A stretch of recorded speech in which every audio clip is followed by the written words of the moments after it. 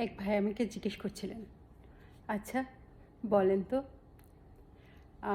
কাপড় প্লেন করার যে মেশিন তাকেও ইস্ত্রি বলে, আর ওয়াইফকেও ইস্ত্রি বলে, তো দুইটার রহস্য কী? তো আমি বললাম, কাপড় যখন তেরা বেঁকা হয় তখন কাপড়ের জন্য একটু গরম করে হিট দিলে ইস্ত্রি খুব ভালো হয়, কাপড়টা প্লেন হয়ে যায়। আর বউকে এই জন্য স্ত্রী বলা হয়। স্বামীরাও অনেক তেরা বেঁকা। স্বামীরা হচ্ছে অল্পতেই রেগে যাবে আর চেঁচামেচি করবে, রাগ করবে, আর যখন রাগ উঠবে বউকে উল্টাপাল্টা কথা বলবে। তো বউ সুযোগ বুঝে সেই তেরা বেঁকা স্বামীকে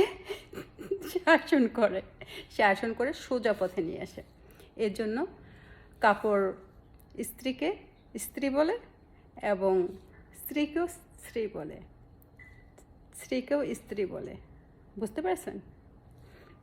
দুইটার কাজই হচ্ছে তেরা বেঁকা জিনিসকে সোজা করা।